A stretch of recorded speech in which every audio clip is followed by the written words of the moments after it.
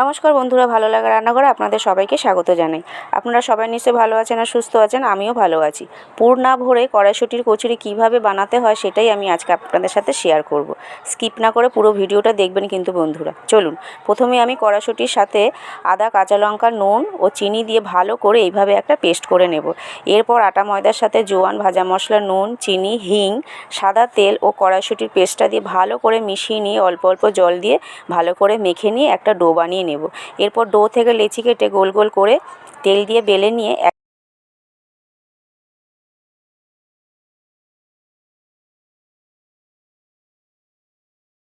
একটা করে কড়াইতে গরম তেলে দিয়ে ভেজে নেব।